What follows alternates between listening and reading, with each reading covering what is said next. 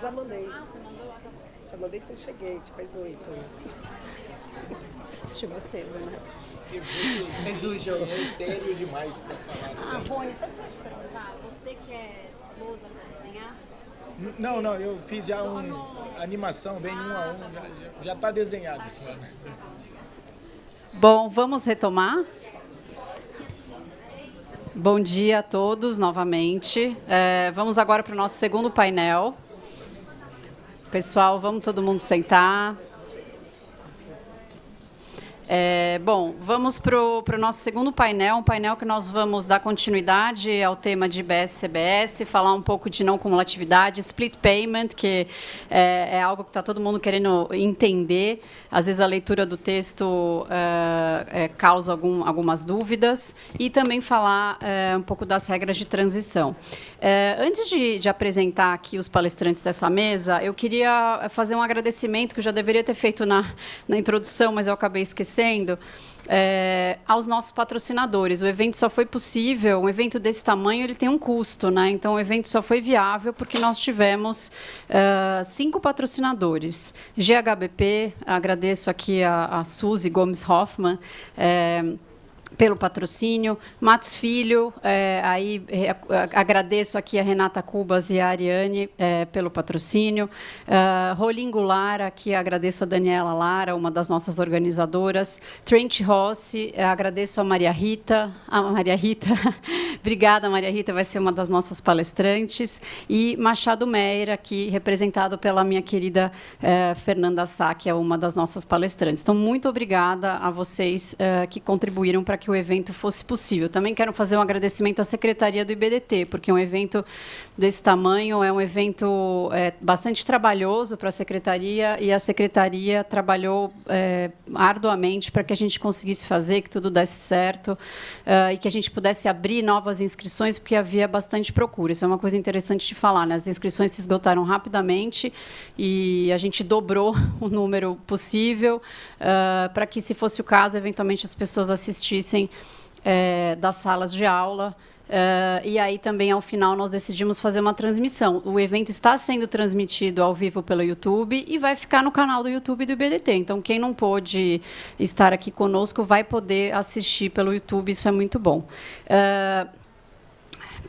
Para finalizar aqui essa fala introdutória, só para quem não sabe, eu queria dizer que esse ano o IBDT faz 50 anos. Então, para nós, assim, ter essa consolidação do Instituto, das parcerias, poder sediar um evento como esse, nesse auditório que é novo, né? Essa sede do IBDT tem poucos anos. Então, isso tudo é muito gratificante para nós do IBDT. Só mostra a força do IBDT, que começa lá no centro, começa com mesas de debates, e o IBDT se torna essa instituição de ensino, é uma instituição de ensino hoje, tem um mestrado profissional, e aqui muitas pessoas se dedicam para que eventos como esse e tantos outros eventos que o IBDT promove sejam feitos com regularidade e que a gente possa discutir com alto nível o direito tributário. Então, obrigada mais uma vez a todos que contribuíram para que isso hoje acontecesse. Vou apresentar aqui os nossos palestrantes da nossa mesa, vou apresentar por ordem das falas. Ana Cláudia Tume é nossa professora do mestrado profissional do IBDT. É uma alegria estar aqui com você, Ana. Além de professora do nosso mestrado, ela é professora da Universidade de Zurique. Ela tem mestrado... Eita, perdi a minha cola. Eu vou falar o que eu sei de cabeça. Ela tem mestrado na PUC e doutorado na USP. Ela é chair do WIN, Women in... Women of IFA, né? Women of IFA. Achei minha cola.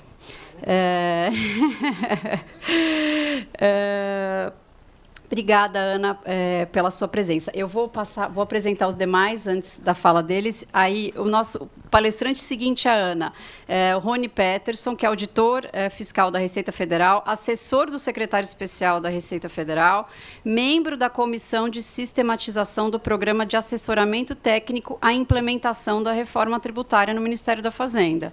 É um membro da Comissão do Ministério da Fazenda que elaborou o projeto, por exemplo, da CBS IBS Federal, né, que é um ponto de partida para o nosso estudo da tributação do consumo. Aí também ele contribuiu para a elaboração dos PLs 68 e 108. Então, Rony, é uma alegria enorme ter você aqui conosco. Para fechar a nossa mesa, minha querida Fernanda Sá Freire, que é sócia do Machado Meyer, é especialista em tributos indiretos e tem uma série de reconhecimentos em publicações internacionais, inclusive a Chambers, como uma advogada líder representante do tributário do TEX em matéria de indiretos. Obrigada, Fernanda, pela presença. Ana, a palavra é sua. Bom, eu queria começar expressando a minha alegria de estar aqui, unindo aí o WIT, o Women in Tax, um projeto que eu vi nascer, acompanhei o nascimento e venho aí sendo fã não só desse evento, mas das iniciativas tão importantes e inovadoras. Acho que até agora a gente não tinha tido um grupo feminino que tivesse iniciativas como mentoria. Então, eu parabenizo vocês não só por esse evento, mas também por essas iniciativas. E também estar no IBDT, que eu estou em casa aqui, né? Estou em casa, que eu venho lecionando aqui no mestrado profissional, aí a convite do professor Chueri. Aliás, quando eu vou começar as aulas, eu digo que eu sou discípula do professor Chueri. Se tiver um aluno na classe no horário exato, eu não espero pelos atrasados, eu começo aí em respeito a quem está, isso aprendido com o professor Chueri. Então, é uma grande alegria, parabéns aí ao WIT, parabéns ao IBDT aí por essa iniciativa. Eu fiz um sumário de pontos enquanto eu estava estudando essa questão de não cumulatividade. Eu acho bacana fazer algumas sistematizações, então se puder pôr uma apresentação na tela, então, e depois eu posso disponibilizar a apresentação aí para os participantes, tá?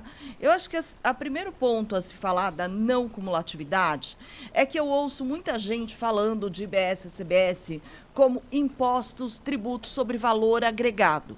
Se a gente olhar o conceito em si de tributo sobre valor agregado, são tributos que, na verdade, eles consideram só o valor daquela etapa e excluem valor de etapas passadas. Então, é um sistema diferente do que a gente tem no IBS-CBS. No IBS-CBS, a gente tem a tributação não cumulativa, que é o quê? Eu tributo sobre o valor cheio daquela etapa, só que eu excluo os valores pagos nas etapas anteriores. Então, acho que o primeiro ponto que eu queria destacar, IBS e CBS não são tributos sobre valor agregado, mas sim tributos não cumulativos. Se eu olhar hoje o que eu tenho, o ISS, a gente sabe, é cumulativo. O ICMS funciona na não cumulatividade. E o PIS/COFINS, ele é sobre valor agregado porque o meu creditamento, ele pega a alíquota de saída. Então, se eu comprei um produto com PIS/COFINS de 3,65, e a minha alíquota de saída é 9,25, então eu tomo crédito por 9,25, que me dá o efeito do valor agregado de só tributar por PIS/COFINS aquilo que é a etapa que eu estou vivenciando. Claro, podem ter algumas exceções no meio do caminho, tem muitos detalhes da legislação de PIS/COFINS, mas, de qualquer maneira, acho que esse é o primeiro ponto que eu queria ressaltar. Estamos falando de tributações não cumulativas, não estamos falando de tributações sobre o valor agregado.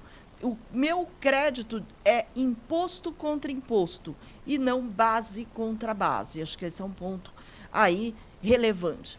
A outra coisa, se eu olhar o PLP, né, como ele está, eu acho que a gente tem uma simplificação por se ter uma unificação de regras de creditamento de IBS e CBS. Eu não vou precisar ficar olhando se aquela operação ela entra na regra do IBS, mas não entra na CBS. Hoje eu preciso olhar se uma operação me dá crédito para PIS/COFINS, para IPI, para ICMS, visitando cada uma das regras. E, às vezes, dependendo do estado, ainda tenho diferença aí entre estados. Então, acho que isso vai representar, sim, sem dúvida nenhuma, uma simplificação de controles, né? E aí, Se eu olhar as regras principais, eu acho que a gente tem a questão que a apropriação de créditos, ela depende do pagamento dos tributos pelo fornecedor. Isso exclui o risco de crédito do ente público. Por quê? Porque se não houver o pagamento, não tem crédito. Então, eu não tenho pagamento naquela etapa, mas a inadimplência é ali, não se estende pela cadeia. Eu tenho que ter um controle segregado, mas assim, o controle segregado é só para não confundir os créditos e compensar uma coisa com outra. Então, o IBS eu compenso com o IBS, CBS com o CBS. Eu tenho o conceito de crédito amplo, que é uma coisa que as empresas já vinham pedindo há muito tempo, tanto para PIS/COFINS, quanto ICMS, quanto IPI. Né? IPI eu tenho que discutir se entra na produção e sai no produto final ou se é consumido na produção. No ICMS é bem de uso e consumo, eu tenho que olhar, né, o conceito do que é bens de uso e consumo. No PIS/COFINS eu tenho que ficar pensando no conceito de insumo e assim por diante. Então, acho que outra coisa boa é a questão do crédito amplo, exceto para uso e consumo pessoal, que a gente vai olhar. E o valor do crédito é o valor do IBS e CBS efetivamente pagos na etapa anterior. Lembrem, crédito não cumulativo é imposto contra imposto. No conceito de uso e consumo pessoal, eu considero que a UPLP 68 trouxe uma lista. Primeiro, eu entendo que o que tem que ser dessa lista, o uso e consumo, né? E nessa lista acabaram ficando itens bastante definidos, não tem muita dúvida sobre os itens, exceto na questão bens, serviços recreativos, esportivos, estéticos. Pode haver alguma discussão, mas eu particularmente achei que foi bom essa listagem dos itens para deixar claro o que é bem de uso e consumo e não deixar aberto para o fiscal que vai lá auditar a empresa, dizer o que é uso e consumo, o que não é, uso e consumo pessoal, né? Se eu olhar a etapa, assim, o que eu tenho da etapa anterior que não me dá crédito? Imunidade, isenção, alíquota zero. É meio lógico isso, está no PLP claramente, e é lógico porque imposto contra imposto. Se a gente lembrar dessa questão imposto contra imposto, né, vários dos tópicos aqui se acaba resolvendo por esse princípio. Se eu tiver um diferimento, uma suspensão na etapa anterior, eu só vou ter o crédito quando houver o encerramento desse diferimento ou suspensão e o tributo for efetivamente pago, porque, mais uma vez, o crédito depende do efetivo pagamento. Eu vou ter que fazer estorno, anulação de créditos, né? Quando eu tenho bens que sejam objeto de perecimento, deterioração, roubo, furto, extravio, ou se a operação subsequente for imune ou isenta, com exceção das operações previstas expressamente como geradoras de crédito, que são as exportações, ou que eu posso manter o crédito, né? Exportações, operações com livros, jornais, periódicos, papel para impressão, serviço de comunicação de radiodifusão aí aberta. Então, são as situações em que a operação subsequente imune ou isenta não me gera a obrigação de estorno aí de crédito. E, agora, um ponto que eu achei importante do PLP foi o fato de a redução de alíquota na etapa subsequente não implicar estorno do crédito anterior. Ou seja, eu tenho uma redução de alíquota de 30%, de 60%, né? Eu tenho uma redução da alíquota a zero, eu mantenho o crédito das entradas. Então, eu achei que essa medida foi bastante importante aí que o PLP viesse trazer, né? Acho que isso é uma coisa bastante importante. E, agora vamos falar da utilização dos créditos, né? Primeiro, é uma utilização de 5 anos, o CTN já fala, né, do direito aí à restituição em 5 anos e o PLP só veio reforçar, são 5 anos, sem atualização monetária e sem juros, né? E aí, o que eu posso fazer com o crédito? Eu posso compensar saldos devedores de períodos anteriores, posso compensar o que é devido na apuração do período, posso compensar com períodos subsequentes ou posso pedir o ressarcimento. Os créditos continuam não transferíveis para terceiros. Se eu for olhar o que está saindo, né? PIS/COFINS eu não tenho transferência para terceiros, ISS eu nem tenho crédito para transferir, ICMS em determinadas situações eu tenho sim a possibilidade de transferência do crédito acumulado. Então, isso que eu tenho do ICMS, que eu transfiro crédito acumulado, e a gente sabe que tem empresas aí com volumes muito grandes, né, que de crédito acumulado, que vai conseguindo fazer a transferência aos poucos, isso ela não vai mais poder contar, porque isso não, eu não tenho. Por outro lado, né, a legislação traz um pedido de ressarcimento com uma resposta, vamos dizer, rápida, eu diria supostamente rápida, porque ainda a gente não viu na prática, né? Mas dizendo que o pedido de ressarcimento, aí, vamos dizer, em até, no pior dos casos, em até 6 meses e 15 dias, eu vou ter o dinheiro de volta. Então, é isso que diz. E isso pode compensar eu não poder usar o crédito acumulado para pagar fornecedor? Eu entendo que se de fato esses tempos forem respeitados, sim, vai ser uma questão aí, né, do primeiro pedido entrar para depois entrar no fluxo. Então, talvez aí um gap de 6 meses, 1 ano aí no máximo, para isso entrar nos trilhos, né? Então, mas vamos ver como na prática isso vai acontecer. Eu tenho uma certa preocupação do pedido de ressarcimento, não pela agilidade do sistema, porque lá está dito que também, se não me responderem, eu vou receber o dinheiro de volta.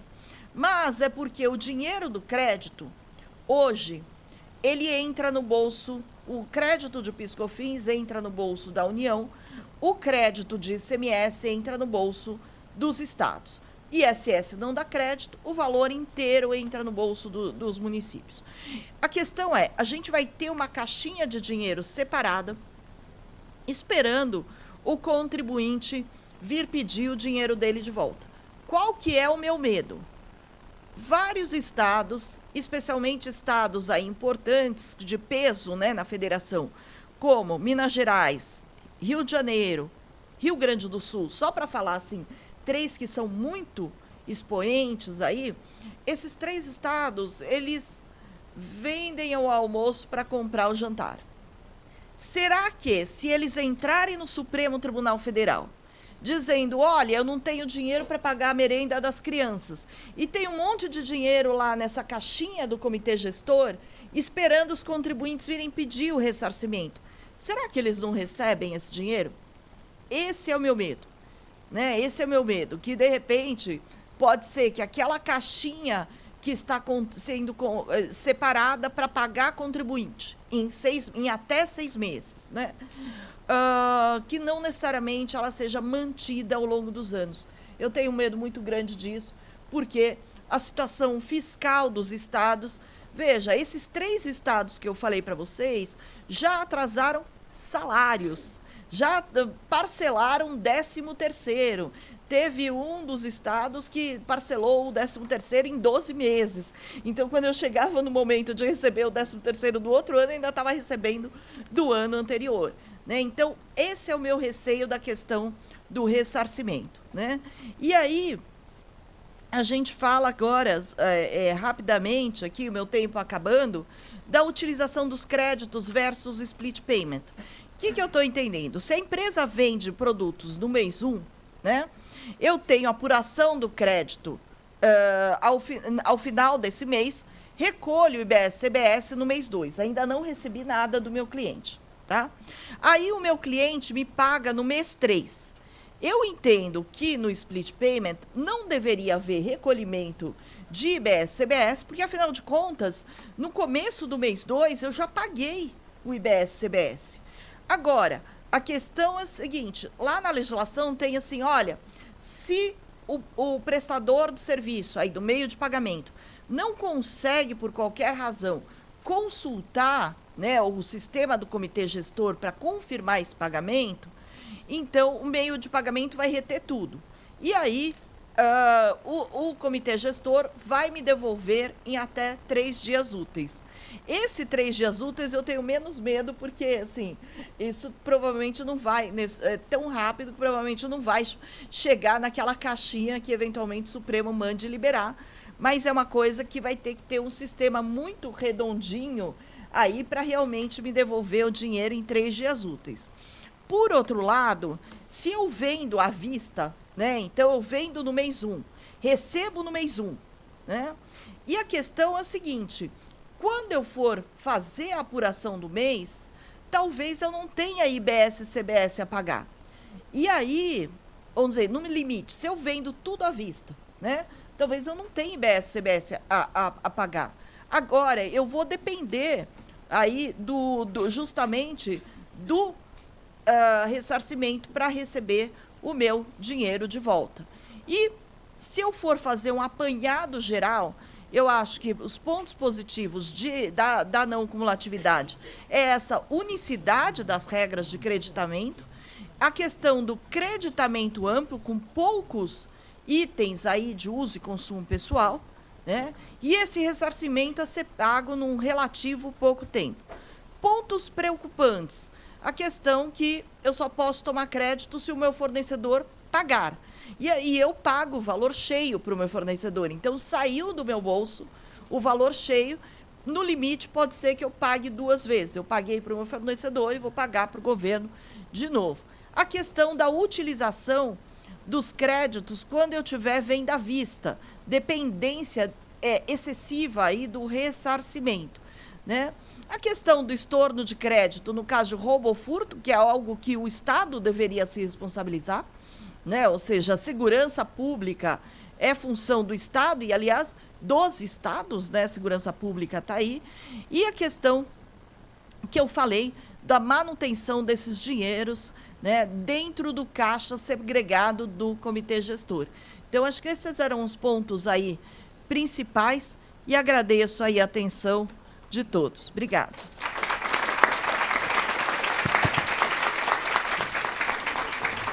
Obrigada, Ana, muito didática.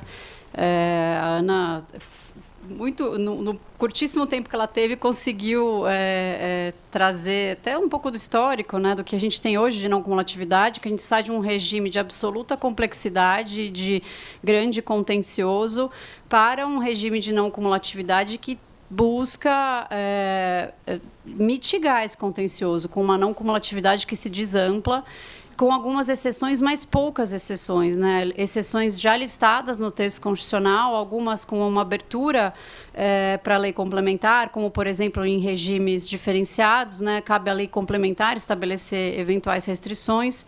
Mas no texto constitucional nós já enxergamos algumas restrições, e aí uma delas, essa que a Ana menciona, de bens de uso e consumo pessoal. Acho que o PLP foi feliz, de algum modo, ao trazer uma lista em um dos dispositivos que é taxativa, para evitar margem para subjetivismo e discussão com o fisco. Também foi feliz nessa lista taxativa ao dizer que, mesmo diante dessa lista, é possível que alguns itens deem crédito. Porque qual que é o pressuposto da não cumulatividade? Tudo aquilo que se conecta com a atividade econômica do contribuinte e que esteja sujeito a IBS e CBS, dá crédito. Então, pode ser que uma joia, uma pedra preciosa, ela se conecte à atividade do contribuinte. Isso está dito no texto. Ou seja, vai haver algum casuísmo aqui? Vai haver algum casuísmo, mas para o bem, né? Porque pode ser, sim, que essas situações elas estejam ligadas à atividade empresarial. Não se trate, portanto, de um bem de uso e consumo pessoal, que é aquele para fruição de um indivíduo, de um sócio, de um empregado. Então, nessas situações particulares, o creditamento vai ser admitido. Acho que foi feliz o PLP que prevaleça essa abertura, portanto, dessa lista, abertura no sentido de que a lista é taxativa, mas eu preciso olhar caso a caso, porque pode ser que dê crédito sim. E tem o artigo 39, que volta a tratar dos bens de uso e consumo pessoal, e aqui tem uma lista aberta, mas numa sistemática que o Daniel Lora explica, diferente da sistemática do 20. Né? O 39, ele, para evitar uma glosa automática de crédito e para evitar o contencioso em torno da glosa ou não do crédito, ele fala: pague IBS-CBS, porque com isso você mantém o crédito. E lista algumas situações que não são bens de uso e consumo pessoal, mas lista de forma exemplificativa, deixando para o regulamento uma melhor, uma ampliação. Então, equipamento de proteção individual, vestuário para uso empresarial, plano de saúde, vale-refeição, objeto de convenção, acordo coletivo. Isso tudo foi um aperfeiçoamento do PLP após votação. No texto original, nós não víamos isso. Havia mais restrições, inclusive, a planos de saúde. Não, isso foi consensado e no texto aprovado na Câmara nós já vemos, então, a introdução de algumas dessas normas. Isso não é o bem de uso e consumo pessoal. O plano de saúde do funcionário, aprovado em convenção coletiva, é instrumento de trabalho. É claro que se conecta à atividade empresarial. Então, acho que fez bem o texto de fazer essa lista. E fez bem também o texto aprovado, isso não estava no texto original, de dizer que esse regime de tributação para manutenção do crédito, ele é facultativo. Ou seja, não quer pagar o IBS-CBS? Tudo bem, mas estorna aquele crédito a que você teria direito se adentrasse o regime do 39. Então, acho que essa facultatividade ela é boa, porque estava havendo críticas de alguns contribuintes de, poxa, mas se eu prefiro estornar, não quero pagar esse IBS-CBS. Tudo bem, agora existe, então, essa facultatividade. Espero que isso se mantenha no Senado. Eu vou passar agora a palavra ao Rony. Brinquei com o Rony aqui quando encontrei com ele de manhã, dizendo que ninguém entendia split payment, e a Suzy falou: tem uma pessoa que é muito didática, que sabe tudo do split payment. E ela divulgou, inclusive, um link de uma aula, acho que você estava na FGV, se eu não me engano, explicando o split payment, e eu tinha lido o texto, não tinha entendido muita coisa, ainda mais que aquele texto original era muito confuso, ele foi melhorado depois da votação. E assistindo a fala do Rony, eu achei o split payment fácil. Será? Mas a Ana também fez algumas provocações, já que o crédito condicionado a pagamento e dependendo em larga medida do split payment. Então, Rony, explica para nós, com toda a sua didática, o que é o split payment e se ele vai funcionar ou não. Bom dia a todas, a todos. É uma satisfação estar aqui. Queria agradecer a organização do Women in Tax pelo convite, ao IBDT por nos receber aqui, né? É realmente uma honra. Acho que eu, como representante pessoal e da Receita Federal aqui, acho que mostra esse novo mundo em que nós estamos entrando, né? De cooperação, que já existia, né? Mas que agora acho que é a regra e que tem ficado mais evidente, né? Muitas pessoas aqui, eu já tive contato em conversas institucionais lá, mas assim, às vezes parecia para fora que tinha um embate, né? E muitas vezes o embate decorria da legislação, porque a legislação sempre cabia várias interpretações, alguém tem uma, outro tem outra, e aí ficava parecendo que era aquele problema pessoal com o fisco, mas eu acho que a tendência é diminuir muito e a gente ter um ambiente bem mais colaborativo. Eu sempre brinco que não vejo a hora de assinar o primeiro cashback, né? Mandar para a conta. Que dinheiro é esse aqui? A Receita Federal, o Comitê Gestor, para que a gente comece a ser visto com outros olhos, né? Com olhos de quem traz dinheiro aos caixas governamentais.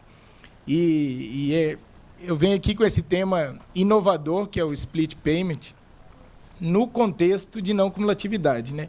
Eu vou, se puderem projetar a apresentação, por favor, eu vou diretamente para a parte técnica, e aí, se der tempo, porque a parte técnica é um pouco prolongada, se der tempo, a gente faz comentários gerais, mas eu sempre considero muito importante mostrar a técnica, a mecânica, porque em algumas discussões, às vezes, são dúvidas que estão respondidas no texto, mas que, às vezes, não foram visualizadas ainda.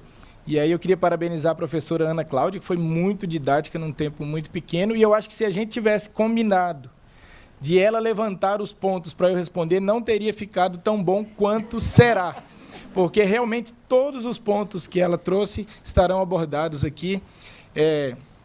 Eu queria começar dizendo que o split payment está no contexto de um conjunto de novas modalidades de pagamento de tributo. Então, ali o artigo 27 tem as 4 específicas de IBS, né? Compensação com créditos, que agora, como só surgem com o pagamento do débito, é um crédito lastreado. Então, vocês percebem ao longo do projeto que ele é tratado como dinheiro, porque ele é dinheiro. Esqueci de marcar meu tempo aqui. Os créditos são tratados como dinheiro porque eles são dinheiro, porque eles são lastreados em pagamento efetivo. Também, pagamento do saldo devedor pelo fornecedor. E aí, retomando a fala do Daniel aqui na mesa passada, essa manutenção da responsabilidade principal com o devedor é de Brasil, é uma característica de Brasil, é uma característica de problemas que nós temos tradicionais, né? Que pode ser que um dia no futuro, após uma nova cultura estar instalada, que pode até mudar, mas, no momento, muito necessário ainda que a gente mantenha a responsabilidade principal em quem tem a capacidade técnica e econômica ao final e ao cabo, né? Que é o fornecedor, que geralmente é aquela grande empresa, principalmente na economia atual, cada vez mais concentrada em grandes empresas, né? E aí vem a novidade, uma das formas de pagamento é o split payment, que eu vou mostrar em detalhe daqui a pouco. Uma outra novidade, recolhimento pelo próprio adquirente. Então, essa dupla, split payment e recolhimento pelo adquirente, o objetivo fundamental, e vocês vão ver daqui a pouco, é garantir que o poder sobre ter ou não crédito esteja na mão do adquirente. Nós vamos ver que é precisamente o adquirente que escolhe se não quer correr qualquer risco de não ter o crédito, basta usar meio digital de pagamento. Não haverá risco, nós veremos em breve. Ainda que ele utilize dinheiro ou cheque, que são provavelmente os 2 únicos meios de pagamento que ficarão fora do split, ainda assim ele tem a opção de recolher o tributo e ter o crédito. E nós veremos em funcionamento. Então, em última análise, nos parece que está plenamente na mão do adquirente a escolha de correr qualquer risco, e a gente entende que 90% ou mais dos casos ele não desejará correr risco. E, por fim, pagamento pelo responsável tributário, que ainda existem hipóteses, especialmente as plataformas digitais que foram comentadas aqui no item anterior, e que é tendência mundial, né? Essa concentração em nós, e nós não poderíamos, conquanto talvez um ou outro item de redação seja necessário, e aí até faço essa observação aqui, vocês imaginam o tamanho do desafio que é escrever essa lei, esse novo tributo, tirar das ideias, né? Como diria Platão, tirar do mundo das ideias e trazer para a realidade. Então, nós estamos muito abertos e é uma satisfação receber sugestões de aprimoramento. Eu sempre brinco que eu gostaria de estar em todos os eventos que ocorrem, todos do país, porque sempre tem um item, olha, talvez a gente tenha alcançado mais do que desejamos ao escrever. Então, por favor, estejam à vontade para mandar sugestões sempre que necessário, para a gente aprimorar. Então, ali a gente tem a imputação de pagamento, já é um fato comum, né, um conceito tradicional, já tem até no CTN, mas agora ele ganha novas necessidades, né, de fazer imputações. Eu tenho um pagamento, a qual débito ele se refere? Eu tenho que fazer essa compensação, esse atrelamento. A gente tem hipóteses em que um pagamento somente se refere a um específico débito, que é o caso, por exemplo, do split payment. Só se paga por split aquele débito destacado na nota fiscal. É também o caso do adquirente. O adquirente, ele fez uma compra e ele quer pagar aquela compra. Exatamente o tributo incidente naquela. Então, a gente vai disponibilizar no sistema da Receita e do Comitê uma caixinha. Ele vai lá e clica, eu quero pagar este débito. Eu tenho 15, mas eu quero pagar este. Então, ele é alocado, ele é vinculado especificamente àquela transação. Muitas outras hipóteses, e aí os casos mais comuns são lá a compensação e o saldo devedor pelo próprio fornecedor, eu faço um pagamento. Eu não estou elegendo os débitos que eu quero pagar. Por exemplo, eu tenho um vendedor que tem 100 mil reais de débito e ele, por algum motivo, ele paga parcialmente 25 mil reais. Quais débitos ele pagou? Agora é necessário eu saber. Até hoje não é necessário, eu somente debito da conta de 100 mil, passa a dever 75. Como o crédito no elo posterior depende do pagamento, eu preciso dizer sobre estes 25 mil a quais débitos ele está vinculado. E aí a gente adotou o critério temporal, na emissão da nota fiscal. Então, eu vou pegar esses 25 mil reais e vou quitando os primeiros 25 mil reais de débitos e gerando para o elo posterior o crédito. Então, quem tiver nos 75 mil desse meu exemplo que não foram quitados, não terá o crédito ainda. Mas os 25 mil reais quitados gerarão 25 mil reais de crédito para frente. Vejam que agora a gente está num sistema parecido com criptomoeda, né, com coins. Sempre a cadeia inteira sofre repercussões da ação de cada um. Vou acelerar, senão não vai dar tempo, não. Essa aqui é a propaganda do split payment. Eu vou deixar para voltar a ela para a gente testar conjuntamente se todas essas virtudes são realmente virtudes reais do sistema. Conceitos importantes, eu até conversava, não lembro com quem, sobre alguns conceitos que foram alterados. Período de apuração continua a mesma coisa, é a foto. Quais são os débitos e os créditos que serão tratados conjuntamente? Mês de janeiro, mensal, foi delimitado o período.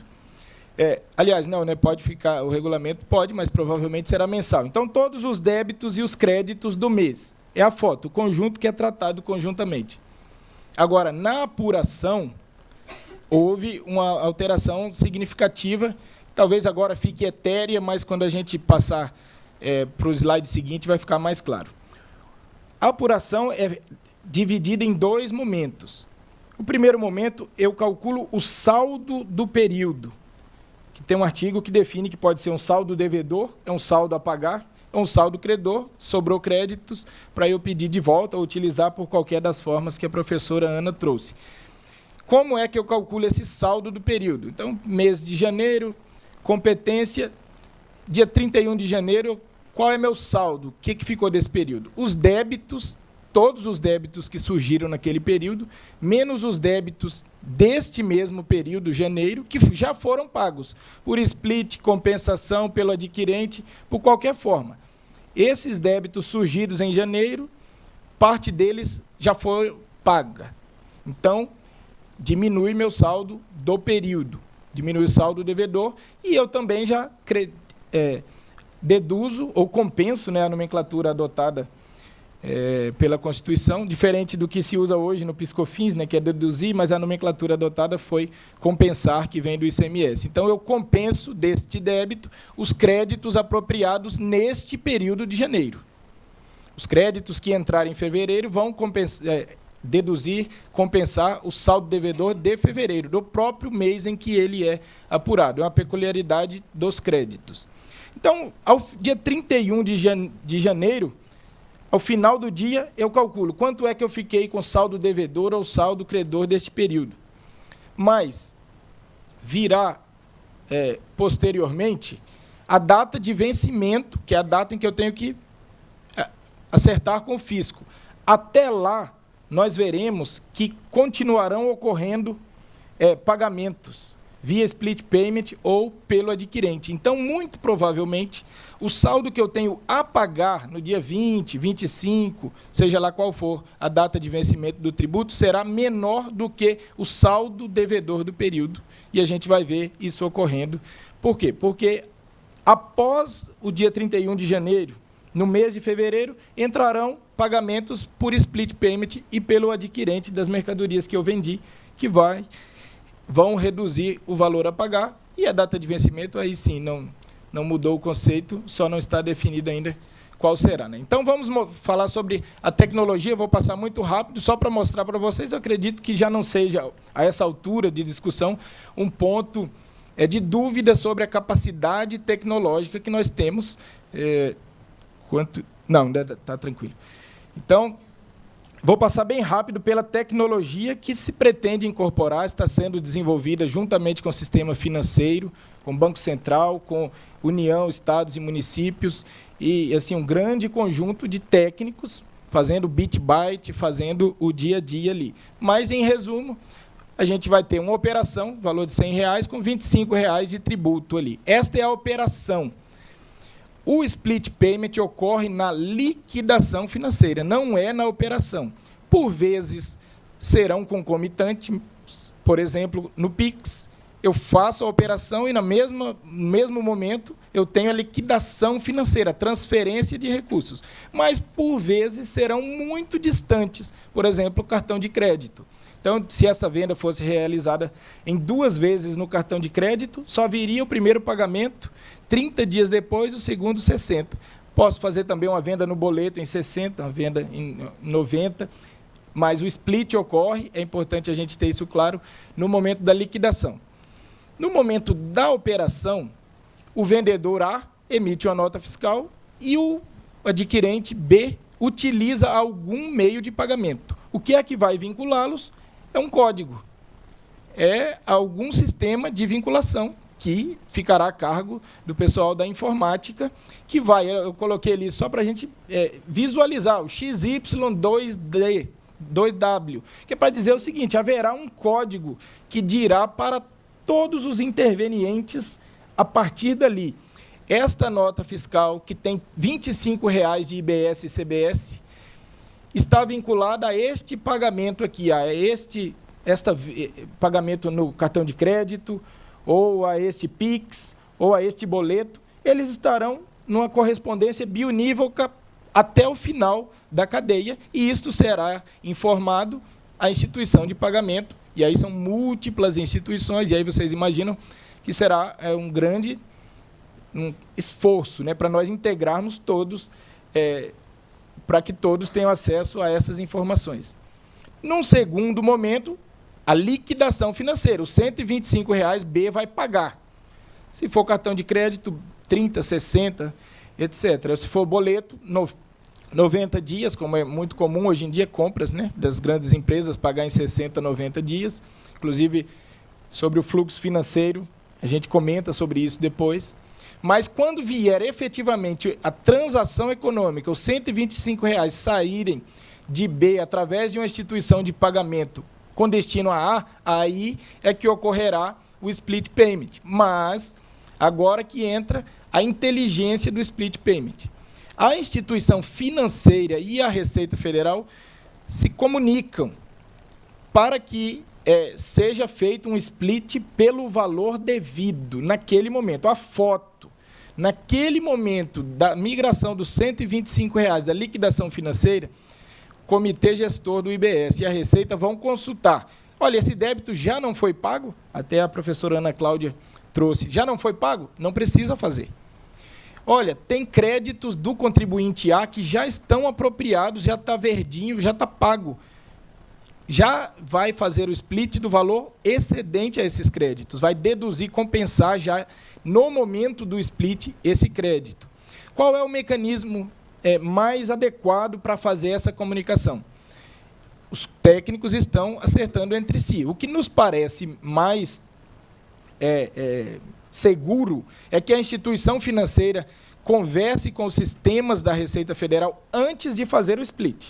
Então, o split já será feito integralmente na instituição financeira. Daqueles R$25 de tributo, a Receita Federal e o comitê dirão: só precisa reter 5, porque 20 estão aqui com créditos já apropriados nesse momento. E, após essa informação, a instituição manda para A que é o destinatário do recurso, R$ 125,00 menos o valor que tiver sido splitado e manda para Comitê e Receita o valor splitado. Há uma hipótese, que a professora Ana Cláudia até comentou, de contingência, porque a gente sabe que contingência existe, né?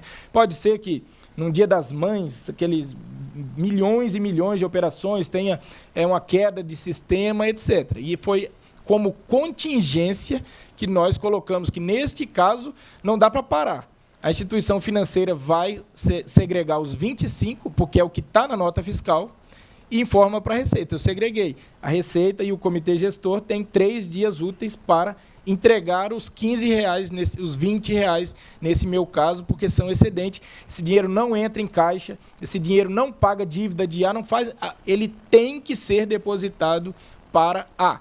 Mas a nossa tentativa é que seja absolutamente residual. Nós também não queremos onerar o nosso fluxo de informações com esse trânsito enorme de dinheiro. 3 dias, alguém diz, margem de erro, né? Um dia é o que a gente imagina, num determinado horário, às 18 horas, às 23 horas, a gente pagar tudo, é o que se imagina, mas botaram 3 dias como margem de erro e até hoje tem sido bastante, tem considerado bastante razoável pelo mercado. O mecanismo, ele ocorrendo na prática, né? Agora vamos estudar como o split, a gente até já comentou, vou passar bem rápido, porque o outro slide é bem mais complexo. Então, o contribuinte A faz uma venda para o contribuinte B, eu tenho o mês de janeiro, que é o período de apuração, e depois a gente vai fazer a apuração. O valor da operação de A para B, R$100, e de B para qualquer um, R$150, com 10% de alíquota. Quem sabe um dia a gente chega lá, né? Tomara, vamos em frente. Vocês vão ver como a modalidade de pagamento da operação influencia na forma de pagamento do tributo. Dia 14 de janeiro, ocorre a primeira venda, que é o D1, o débito 1 de A. Valor R$10, alíquota de 10% sobre R$100, R$10 de débito, e esta operação foi paga à vista com PIX. Se foi pago à vista, haverá liquidação financeira e vai gerar o split 1, o S1, como foi pago integralmente, no mesmo valor do débito, R$10. Se houve o pagamento do débito via split, haverá o surgimento do C1 para o adquirente B. Está vendo? Vejam como são elos. O D1 foi pago no mesmo dia por liquidação financeira via split S1, que gerou o crédito C1. Agora, eu estou no outro dia, dia 15 de janeiro. Agora vamos olhar para B. B faz uma venda de R$15 de débito. A venda de 150 com alíquota de 10, o débito no D2 de B é de R$15. Agora a pergunta, que foi o que a professora Ana Cláudia perguntou, qual é o split a ser feito? Vejam que eu deixei a mágica e não coloquei ainda o valor, né? A partir daquela conversa entre Receita e Comitê, naquele momento da liquidação financeira, porque foi feito com PIX, liquidação no mesmo momento, eu sei que já tem R$10 de crédito de B verde. Olha, agora tem o crédito validado e o crédito bom, né? O crédito verde, está pago. Eu só vou reter 5. E se na contingência não houver a retenção de 5, houver a de 15, que é o que está na nota fiscal, a Receita e o Comitê têm 3 dias úteis para depositar os R$10, que são o valor excedente. Agora, vocês vejam que não é fácil escrever isso num texto, né? Trazer do mundo das ideias para um projeto de lei complementar. Que se fosse um regulamento, uma IN, a gente ia 20 páginas, né? Sim, eu vou disponibilizar, com certeza, esse tá. E aí eu coloco escrito aqui tudo isso que eu vim dizendo. Essa compensação dos R$10 do C1 é o split inteligente. Então, eu queria só salientar que os estudos, que o pessoal às vezes cita, porque não posso falar, uma determinada Big Four fez um estudo na Europa e concluiu que não dá. Não foi este o cenário utilizado. O cenário utilizado foi do split de 15 e não do de 5. E aí, sim, se eu fizesse um split de 15, os R$10 do C1 sobrariam, e eu teria que ressarcir no final o C1. Isso é um fato. Então, a Câmara foi feliz ao dizer, entre as alterações está dito, se não for possível fazer o split inteligente, não vai ter split. É isso que está escrito no projeto de lei. E aí também tem o split de contingência, que eu já comentei, a Receita depois devolve, e, por fim, tem a opção dada ao A, que é o vendedor, de utilizar o split simplificado, que a gente formatou pensando no varejo, aquele que faz centenas de milhares de operações por dia.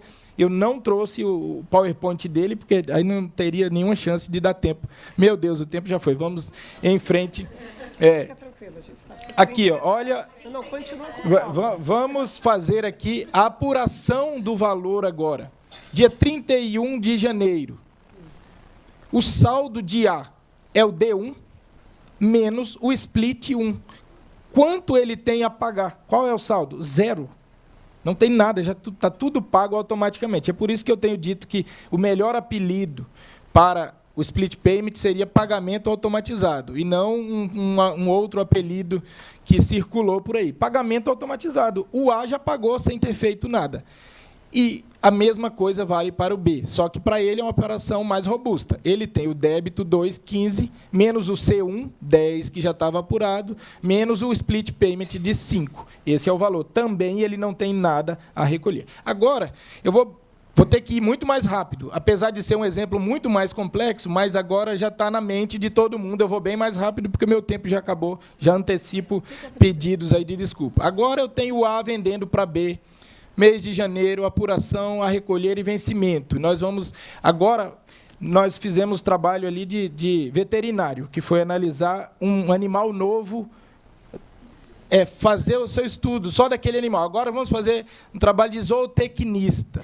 Vamos ver este animal novo no meio de todos os outros animais, né, que são os novos métodos de pagamento. Então, eu tenho, de novo, aquela importância do pagamento, da forma de pagamento da operação, que gera efeitos sobre o tributo. Dia 14 de janeiro, tem a primeira venda. D1 decorre da venda 1, com débito de R$10, e foi paga à vista. Se foi paga à vista, vocês já sabem, liquidação financeira, vai ter o split no sistema financeiro cheio, R$10, que vai gerar o crédito C1 para B. Agora, eu compliquei intencionalmente. Dia 19 de janeiro tem uma venda parcelada em 2 vezes no cartão de crédito.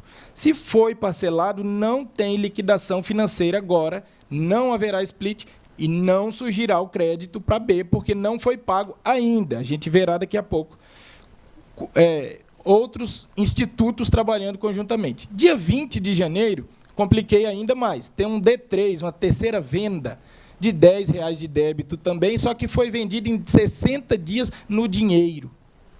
Porque a intenção aqui é ver tudo ocorrendo junto, né? Então, finalizei o mês de janeiro, eu já posso fazer a apuração do saldo deste período. Para A, qual é o saldo? 30 de débito, D1, D2 e D3, menos um split que já ocorreu, 20. Este é o saldo devedor teórico a pagar no final do dia 31 de janeiro. Para B... não calculei para B, que só tem o crédito, né? Nosso foco aqui é A.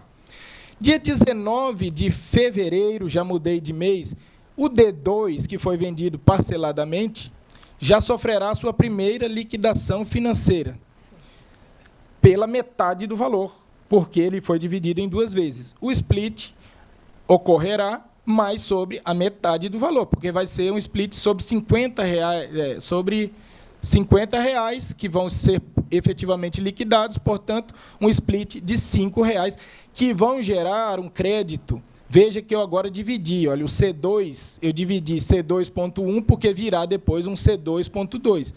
Surge agora o primeiro crédito desse valor parcelado. Finalizei o mês de fevereiro, cheguei na data do vencimento, na data do valor a recolher, e aí agora veja como entre o final de janeiro e a data a pagar houve um movimento. Eu devia 20 dia 31 de janeiro, mas entrou um split de 5, então eu só devo 5. É só isso que eu tenho que recolher. Agora, para complicar, No dia do vencimento, o contribuinte A teve algum problema financeiro e ele só pagou uma parte, pagamento parcial pelo fornecedor A. Ele devia 15 e ele só pagou 5, ou seja, deixou 10 em aberto. Agora entra aquela nossa conversa sobre imputação. Veja, o débito era 15, ele me pagou 5. Para onde eu vou mandar? Qual débito eu vou considerar pago para gerar o crédito para frente? Qual é o primeiro débito em aberto? É o D2, a segunda parte do D2, né? Como se fossem vasos comunicantes. Eu enchi o D1, enchi metade do D2, agora eu encho o restante do D2. Portanto, eu vou gerar crédito a partir desse critério de imputação, que será o sistema que fará. O sistema fará, e aí o B, contribuinte B, vai receber, vai ficar verde o C2.2, a segunda parte do débito 2. Seguindo, termina o mês de fevereiro, entra no mês de março. Entra, dia 19, a segunda liquidação financeira do D2. Vejam, o D2 já está pago pelo S1 e pelo F1, que foi o pagamento pelo fornecedor. D2 está integralmente pago. Quando o banco perguntar para a Receita quanto eu faço de split, nada. Se o suspense não é meu, não é do sistema. S3, não haverá split. E se houver, a Receita tem 3 dias para depositar na conta de A esse valor, porque não deveria ter havido split. E, por fim, só para mostrar como o pagamento pelo adquirente é uma segunda garantia, no dia 20 de fevereiro, entra o pagamento do D3. Lembra que o D3 foi vendido em 60 dias no boleto, como é muito comum acontecer com as grandes empresas? Ela vai olhar e vai falar, olha, o D3 até hoje não virou crédito. Quer dizer que o A não pagou. Se o contribuinte B quiser, ele pode mandar para A o valor cheio e esperar que A pague. Mas ele já sabe que está em aberto, por algum motivo, A não pagou. Eu escolho. B escolhe se ele recolhe ou se ele manda cheio para A. No meu exemplo, eu coloquei que ele escolheu ele mesmo pagar. Contribuinte, recolhimento do tributo pelo adquirente. Se foi pago o D3, gerou o crédito C3. Portanto, vamos fazer uma auditoria aqui. Os débitos são R$30, D1, D2 e D3. Foram pagos todos no S1, S2, F1 e A1. Vai dar R$30. E o B também recebeu R$30 de crédito. C1, C2.1, C2.2 e C3. 30, 30, 30, mesmo tendo havido a inadimplência do fornecedor no meio, que poderia até ser uma inadimplência completa. Mesmo que A não quisesse pagar nada, o sistema teria garantido para B o pagamento, seja porque ele utilizou um método digital, seja porque ele mesmo quis recolher. Então, eu tenho dito que o split, agora sim, vamos, se puder voltar, porque se eu for voltar um a um, voltar lá naquele... Volta ao início, por favor, aí da apresentação, só para a gente testar aquelas virtudes, para ver se elas são reais ou são só marketing, né? Mas nós entendemos que elas são reais e foi em razão delas que nós temos feito esse esforço aí de trazer do mundo das ideias para o mundo real esse instituto novo. Eu acho que ele terá um efeito muito importante a longo prazo. E eu coloco aqui algumas das virtudes. Constitui ferramenta para viabilizar a não cumulatividade. Por quê?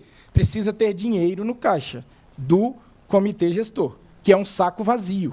Ele não tem receitas de outros tributos. Se não entrar recursos, ele não terá como efetivar a não cumulatividade.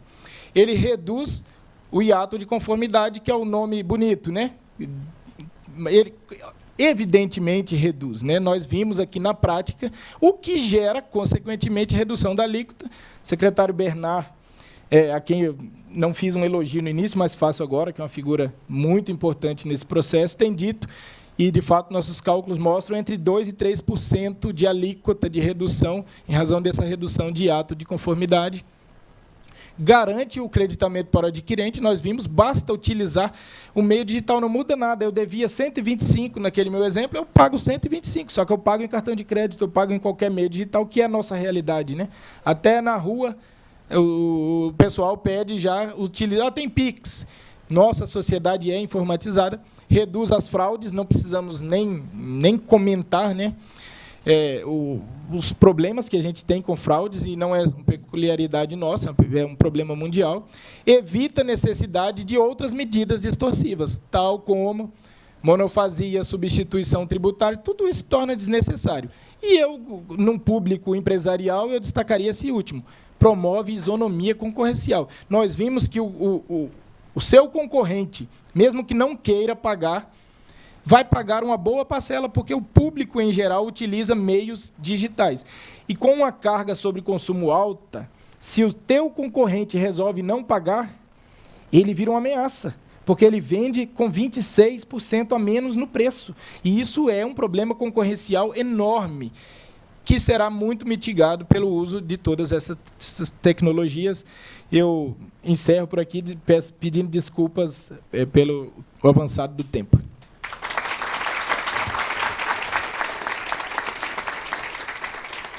Rony, muito obrigada, muito didático. Acho que, Suzy, você estava certa. Realmente, acho que para compreender o split payment não basta ler o texto, né? É necessário olhar os números, olhar a mecânica, e você explica tudo com muita clareza. Muito obrigada e parabéns.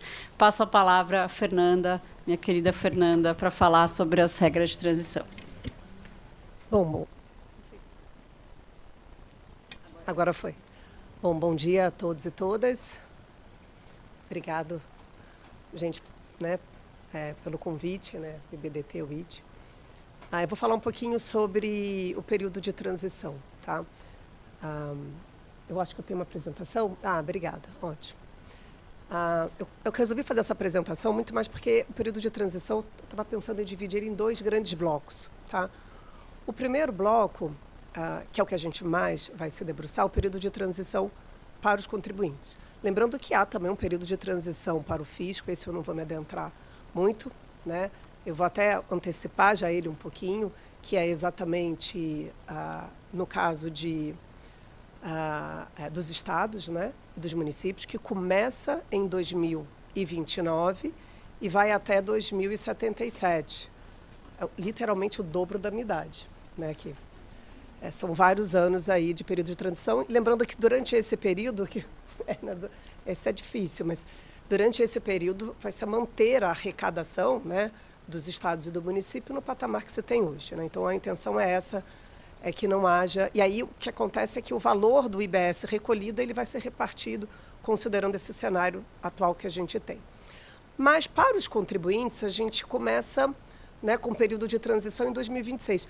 E só para vocês saberem, tem vários, entre aspas, períodos de transição. A gente tem período de transição para ativos, né, que são os bens de capital. Nós temos períodos de transição para saldos credores, né, e temos o período de transição da própria implementação da reforma tributária, que é ali, né, dos tributos novos que estão sendo instituídos, né. A gente já começa em 2026, né, que é o início da cobrança de uma alíquota englobada de IBS e CBS de 1%. Né? Lembrando que nesse período não há, supostamente, né, uma possibilidade de creditamento, ali é muito mais para calibragem de alíquota. Esse valor ele pode ser reduzido, né, do PIS e COFINS, ali devido pelos contribuintes, pela CBS, né, devida pelo contribuinte, e o regime diferenciado também se aplica a essa sistemática. Tá? E há a possibilidade de não necessidade de recolhimento desse 1% nas hipóteses ali de empresas que seguem algum compliance, tem ali observância de uma obrigação acessória, que eu imagino que já começa a ser implementada lá em 2026 para rodar o sistema. Aí, em 2027, a gente já tem ali a extinção do PIS e da COFINS, né? E ali a gente vai entrar também no período de transição, né, do saldo credor de PIS e COFINS, que eu vou falar um pouquinho depois, e supostamente do saldo credor de IPI, né? Lembrando que o IPI, nesse momento, vira 0, né? E é óbvio, exceto para aquelas situações de Zona Franca de Manaus, né, que já é uma outra complexidade. O IOF Seguro é extinto e temos aí a instituição do imposto seletivo também começando a ser cobrado. Tá? Em 2028, nós continuamos... em 2027, a gente começa a recolher IBS a 0,5, tá bom? E divide esse 0,1 em 0,05 para o Estado e 0,05 para o município. Né? E esse valor desse 0,1, né, que é essa alíquota agregada, ela tem o poder de diminuição da alíquota da própria CBS. Então, se a União resolveu estipular a alíquota da CBS em 9, vai ser 9 menos 0,1, tá bom? Durante de 2027 a 2029, porque aí em 2029 nós já teremos aí o início do IBS. E aí em 2028, né, entre 27 e 31 de dezembro de 27, né, a 31 de dezembro de 2028, nós temos ali só o recolhimento, né, da CBS já full, né, menos o 0,5, e a gente já tem ali a aplicação dos regimes diferenciados, né, e o processo regular. 2029, nós começamos a transição do ICMS e do ISS. Né? E aí a gente tem uma redução gradual, né, do ICMS e do ISS em 10% anualmente, né, com incremento do IBS na mesma proporção. Aqui nós começamos alguns outros períodos de transição, né? E aí eu chamo a atenção aqui para o Fundo de Compensação, né, de Redução dos Benefícios Fiscais, né, que é algo extremamente complexo em termos de aplicabilidade, né? Lembrando que quem vai administrar esse fundo vai ser a Receita Federal.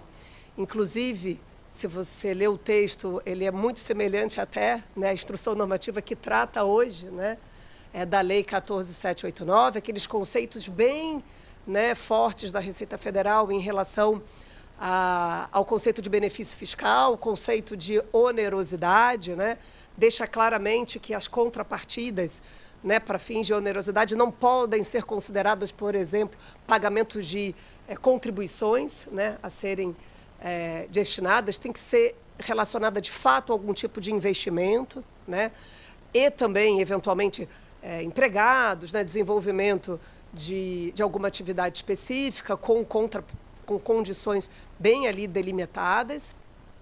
Ele fala também que o valor deste crédito ele tem que ser líquido de eventuais valores que o contribuinte deixe de apurar de crédito. Se a gente pensar hoje nesse conceito, né, de subvenção, qual é o valor da subvenção, deveria ser líquido de todos os valores que não dão direito a crédito de ICMS, por exemplo, da entrada, né, é o valor líquido ali da subvenção. Ele fala também, um ponto super importante, que sobre esse montante vai haver o pagamento, assim como há hoje, né, no que se refere à subvenção do imposto de renda, contribuição social e o próprio PIS, no caso a CBS, né? Então teria que ter esse conceito já em 2029. E aí a gente continua, né, com esse cenário de transição até 2032, dezembro, né, onde nós teremos aqui, né, a extinção do ICMS e do ISS, né, e teremos ali uma alíquota final e full da CBS e do IBS. Né? Em 2027, a gente, como eu comentei, a gente já começa com a questão da transição do saldo credor de PIS e COFINS e de IPI. Em 2033, nós começamos com as compensações, né, de saldos credores de ICMS, o período de transição em relação ao ICMS. Tá? Eu não vou falar muito especificamente sobre o tema, mas só para lembrar que já em 2027 nós estamos em um período de transição para bens de capital no que se refere à CBS, tá bom? Então, bens de capitais adquiridos a partir acho que de julho de 2024, né? Eles vão ter uma alíquota diferenciada, ele não é uma devolução de valor, é a alíquota diferenciada no momento da venda, proporcional ao valor do PIS e COFINS recolhido anteriormente. E no que se refere ao ICMS, a partir de 2029, tá? Porque é quando a gente tem a implementação do IBS, também tem um período de transição específico para bens de capital. Aí eu vou falar agora um pouquinho, né, que me foi pedido também, para falar sobre saldos credores e ressarcimento, né, que é um tema também super relevante, se nós considerarmos que nós vamos ter um novo sistema, né, uma nova tributação, e vamos ter aí um passado muito relevante, né? E aí eu começo falando um pouquinho do período de transição, esse aqui é o período dos estados e municípios que eu já passei para vocês, tá? Que é de 49 anos. Eu vou começar a falar sobre o crédito de IPI. Bom, o crédito IPI não teve regulamentação, tá bom? Apesar do artigo 135, né, da emenda constitucional definir claramente a necessidade de uma lei complementar para disciplinar as formas de utilização de crédito, no que se refere, né, não só ao PIS e COFINS como IPI também, o do IPI não veio. Aí a gente pode pensar sobre duas óticas, né? Talvez não faça muito sentido, porque em 2027, quando nós tivermos a instituição do IES, a alíquota do IPI vai ser zerado, né? E ao ser zerado, o IPI continua vigorando, né? Não há uma extinção desse tributo. E aí, quando a gente olha lá a própria legislação do IPI hoje, ele já tem mecanismo, quando a alíquota é zero, a forma de recuperação, né, dos saldos credores do IPI em relação ao quê? Esse é o grande ponto. Matéria-prima, produto intermediário e material de embalagem. O ponto é que os estabelecimentos que são equiparados à industrial, eles não têm uma forma de recuperabilidade do IPI da forma como tem os estabelecimentos industriais de uma maneira clara, né? Então, cito aqui o exemplo de um importador, né, que eventualmente comprou diversos produtos para revenda lá em 2026, é recomendável que ele não faça isso lá em dezembro, se não for possível, ele vai pagar muito IPI em janeiro está zerado. Aí ele faz o quê com aquele crédito? Porque o regulamento e a legislação de IPI hoje não disciplina. Muito pelo contrário, né? A posição hoje da legislação, até da jurisprudência, e a Receita Federal está coerente nesse sentido, né? Da Lei 9779, se eu não estiver errado com o número, lá o artigo 11, ele deixa bem claro que para a revenda não se aplica aquele critério de possibilidade de recuperação para pagamento de outros tributos ou devolução em espécie. Então, a gente ficou aqui num limbo, né, em relação aos equiparados e ao IPI. Eu imagino que venha numa regulamentação futura, deveria ser por lei complementar, né, como dispõe até a própria Constituição Federal, mas a se ver, né? Aí aqui a gente tem em relação ao saldo credor de PIS e COFINS. Esse sim, ele já veio numa regulamentação clara lá no PL 68, né? E aí ele tem uma recuperação, ele tem basicamente 3 critérios que eu gosto sempre de dizer. Primeiro, a necessidade desses créditos estarem escriturados lá, né, em janeiro de 2027, né? Deveria estar já escriturado. A legislação fala, né, o PL ele fala apurado, desde que apurado e utilizado, mas depois, nos incisos, ele fala tem que estar escriturado, regularmente escriturado, então tem uma sobreposição ali de conceitos, né, de habilitados, né, e aí fica um pouco diferente, né? Então, a gente está considerando que deve estar escriturado. Eles devem ser utilizados de 2 metodologias, né? A primeira é para pagamento, né, e compensação com a própria CBS, e para aqueles créditos, eventualmente, que no passado daria direito, né, de PIS e COFINS para você compensar com outros tributos, que são aquelas hipóteses que estão na legislação, né? Já tivemos uma limitação recentemente.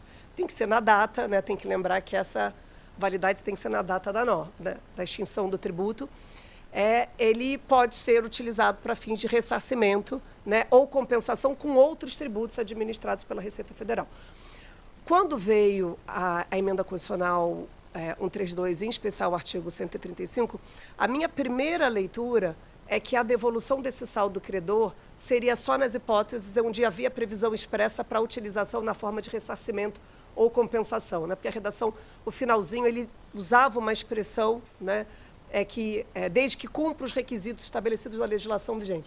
Mas aí o PL deixou bem claro que não, isso é para essa forma de utilização. Os outros créditos, eventualmente saldos credores por outros motivos, aí você vai seguir a regra geral, que é a compensação com a própria CBS. Tá? Tem também um esclarecimento muito claro em relação aos créditos apropriados com base em depreciação e amortização, que aí vai existir um crédito presumido no mesmo valor para que seja lançado como um crédito presumido de CBS, tá? E a utilização do saldo credor da compensação terá preferência em relação aos créditos de CBS. Acho que são esses os pontos principais aí que eu vejo em relação a saldo credor de PIS e COFINS.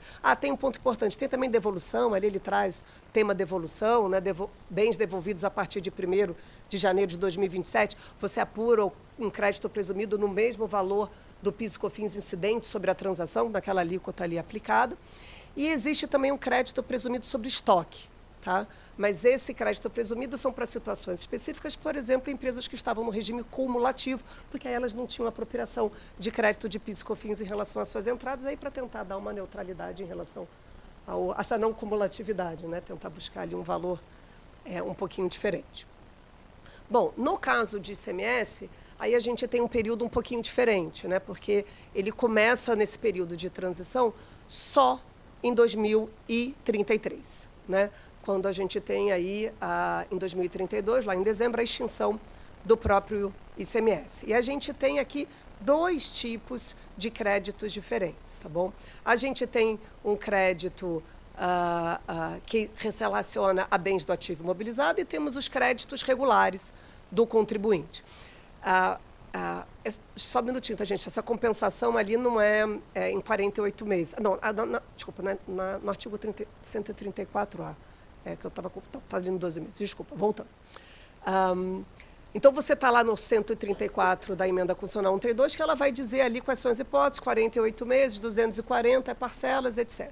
Quando você pega o PL 108, né, e aí os artigos 148 a 163 eles estão errados, porque isso é do PL apresentado, não o substitutivo que foi apresentado agora no dia 13 de agosto, tá? Só para lembrar que tem que atualizar essa informação. Você vai ter uma apuração, você vai poder recuperar aqueles valores dos créditos regularmente escriturados. Diferente do PIS e COFINS, lá tem uma disposição expressa que você pode apropriar créditos posteriormente. E até faz sentido, me parece, eu até pensei num exemplo clássico. Tá? E aqui, também diferente de PIS e COFINS, ele deixa bem claro que créditos decorrentes de decisões judiciais, né, também poderão ser apurados de uma maneira clara, e aí ele só faz uma diferença em relação ao tempo. Tá bom? Bom, quando é que o contribuinte pode apresentar esse pedido? Né? Ele pode apresentar esse pedido, né, a partir de 2032, lembrando que ele tem 5 anos para o fazer. Tá bom? Exceto para créditos decorrentes de decisões judiciais, que aí é 5 anos do trânsito julgado do processo, que também é bem coerente. O fisco tem 12 meses para homologar, podendo postergar por mais 12 meses. No PL original era 24, então a gente já teve uma redução significativa aqui em relação à habilitação desses créditos, né?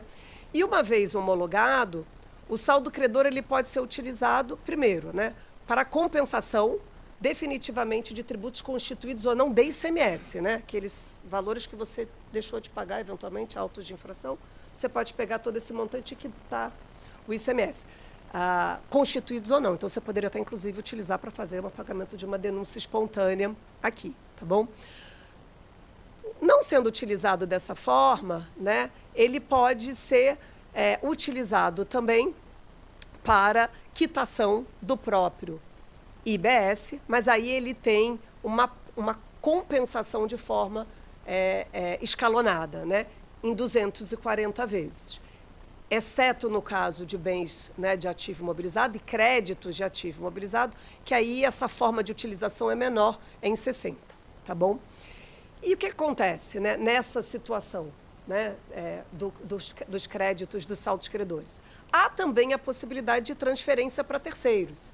Lembrando que o terceiro, ao utilizar esse saldo credor que eventualmente foi transferido, ele utiliza a forma de recuperação igualmente sua, se você fosse usar para liquidar IBS, ou seja, ele tem que usar aqui em 240 meses ou utilizar para liquidação, eventualmente, de algum auto de infração que ele tenha ali de tributos, né, do ICMS em relação ao passado.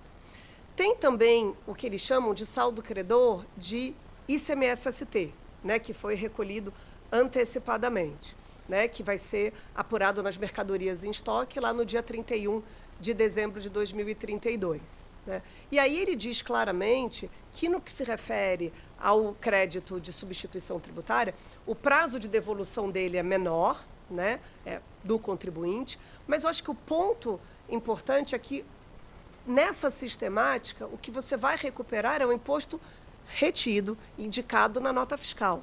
Né? E aí vem um segundo questionamento. Bom, quando você pega uma operação com substituição tributária, né, para aqueles que conhecem bem ICMS, sabe que você tem a operação própria do contribuinte, substituto, né, e você tem a operação com substituição tributária. E o que é indicado e retido na nota fiscal é a diferença entre as operações subsequentes menos a operação própria. Então, na essência, né, quando você hoje tem situações de recuperação de ICMS-ST, você recupera o ICMS-ST, que é o destacado, mais o ICMS próprio do contribuinte, que foi recolhido, né, anteriormente, mas na forma de liquidação, de compensação com aquele valor retido.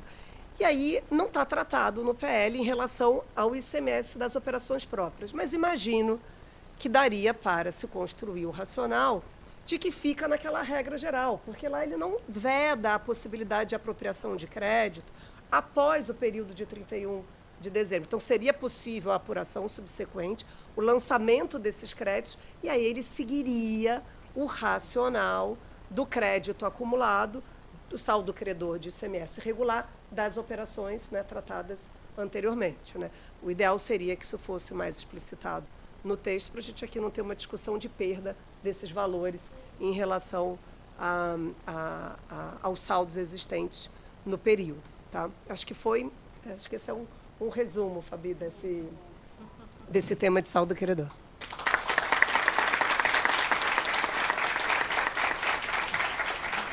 Obrigada, Fernanda, também foi muito didática. São muitas regras, muitas datas, muitos marcos, né, com os quais nós temos que lidar.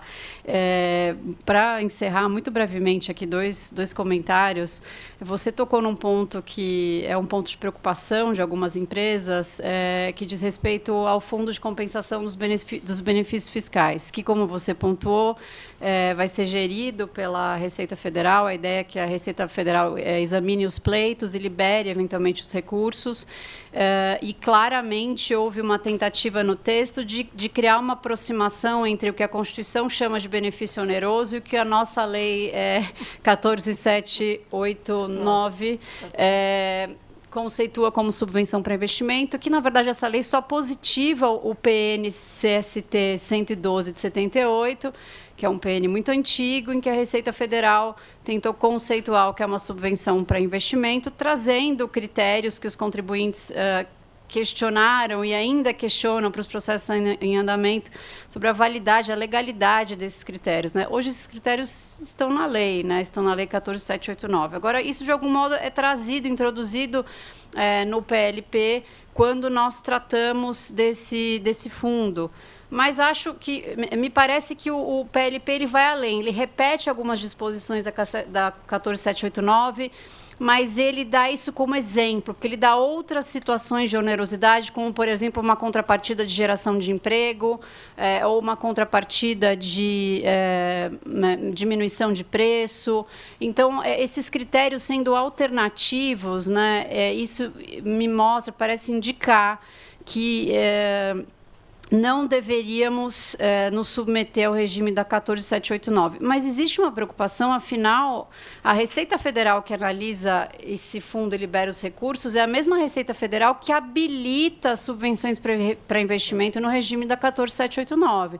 Então, há empresas que questionam, já tive um indeferimento da habilitação na 14789. A Receita Federal já tem isso em mãos, ela vai replicar quando examinar esses pleitos do fundo? Eu espero que não, porque as leis são distintas, os propósitos são diferentes e tem mais, aqui ainda vai haver a oitiva do Estado, o que pode ser muito bom. Se o Estado também está dizendo que é oneroso, é oneroso. Diga, Rony. Olá, pessoal. Primeiro, parabenizar a professora Fernanda. Dizer que, quando a gente discute houve simplificação ou não, geralmente o que está na mente é essa segunda parte aqui, né? Porque, imagina, vem lá um navio com centenas de toneladas, que é o novo regime, e tem que sair um navio com muito mais centenas de toneladas, que é o sistema atual. Então, o primeiro ponto era dizer que, sim, sugestões são muito bem-vindas, porque é impossível, né? Imagina o tamanho do trabalho, né? Então, por exemplo, enquanto a professora falava que um item, de fato, não nos parecia ter problema. Eventualmente, a gente pode esclarecer. Então, discussão sempre aprimora. Sobre essa parte dos benefícios, acho que a gente precisa de até um evento e discussão, porque, de fato, eu esperava receber muito mais contribuições acerca desse ponto e não chegaram muitas contribuições lá sobre este ponto. A gente tentou, sim, se valer da tradição, mas com algumas flexibilizações, essa foi a ideia, mas quanto mais discussão a gente fizer, mais aprimorado sairá o texto e serão muito bem-vindas as discussões. Que só para fechar, Rony, não fica bravo comigo que eu estou criticando a Receita Federal. Já critiquei o PN 112, agora eu vou criticar uma outra solução de consulta que foi trazida aqui para o PLP na versão pós-aprovação. Que diz respeito ao tema que a Fernanda tratou, da recuperação dos saldos credores de PiscoFins. Lá tem uma previsão, como a Fernanda explicou, de que aqueles bens do imobilizado sobre os quais eu apropriava crédito de PiscoFins com base no critério de depreciação, se entra em vigor CBS, eu sigo apropriando crédito pelo mesmo critério, mas agora um crédito de CBS. Aí tem uma norma, tinha uma norma na redação original que dizia: se você que adquiriu esse ativo e segue tomando crédito pela depreciação, aliena esse ativo antes que se esgote a depreciação, você pode manter o valor do crédito, o saldo que você ainda não tinha apropriado. Afinal, o crédito é sobre o custo, é sobre o tributo que incidiu sobre aquele custo, né? Então, eu não posso perder. A questão de depreciação ou amortização, apropriação segundo esses critérios, é uma questão temporal. O direito que eu tenho é sobre o tributo total, que recaiu sobre o total da operação. Essa era a redação original, assegurando que, mesmo na venda, eu apropriasse o valor remanescente do crédito. Mas, quando o texto foi aprovado, essa redação foi modificada para inserir o contrário. Não, vendeu, perde o saldo remanescente. E essa é a posição da Receita Federal. Deixa eu ver aqui, eu anotei ontem, numa solução de divergência número 6 de 2016, que vem sendo replicada em várias outras soluções de consulta vinculadas. Isso aí é a posição da Receita, né? É uma posição que vincula os auditores fiscais, mas eu penso que, se nós estamos discutindo esse tema no Congresso Nacional, seria um momento de resgatar o texto original nessa parte e não ter aceito esse texto que foi aprovado na Câmara. Ainda há espaço para discussão no Senado, eu espero que isso avance, porque me parece que essa previsão está errada, embora a Receita Federal discorde de mim. Mas veja como é importante a gente conversar. Não é bem assim. Na verdade, o dispositivo original do PLP dizia, se você... É porque ele não tratava do regime de transição de bens de capital. Isso entrou já na Câmara, deu um trabalho incalculável, mas... Ele trazia, esse dispositivo original que você fala, ele dizia, se você vende já na vigência da CBS, você antecipa e encerra ali os créditos. Era esse o parágrafo, acho que terceiro, que dizia originalmente. Agora veio um capítulo inteiro para tratar da transição de bens de capital.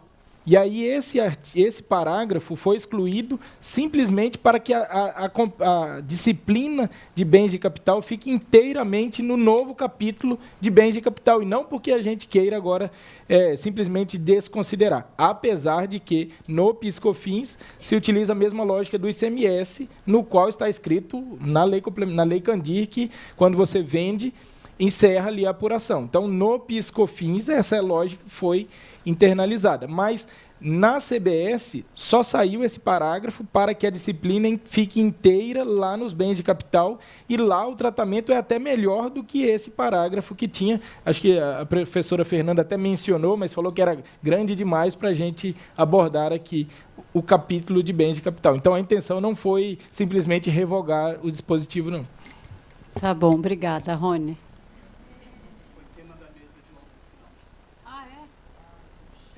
Agora ele está com uma alíquota zero proporcional. Mas, assim, é que a gente precisa lembrar que quando lá são bens de capital, a gente está falando só de ativo, né? Quando a gente fala de, né, depreciação e amortização, não necessariamente é só de bens do ativo. Exatamente. E aí ele não é alcançado com base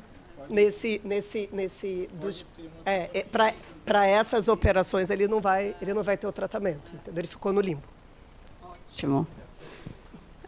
Bom, 12h36, mas voltamos às 2h15, tá bom? Então, fiquem conosco, voltem todos. Muito obrigada, Ana Cláudia, sensacional a sua fala, muito esclarecedora. Rony, muito obrigada por se dispor a vir aqui falar conosco. É muito bom ouvi-lo sobre o split payment, sobre tudo, né? Mas o split payment fica fácil quando nós ouvimos a sua fala. E, Fernanda, correu para falar de muita coisa, são muitas novas regras e ainda assim tem muito mais. E como disse o Rony, por exemplo, sobre o fundo da compensação, nós poderíamos dedicar alguns bons minutos para isso. Quem sabe a gente não volta a fazer isso. Muito obrigada e parabéns a todos vocês.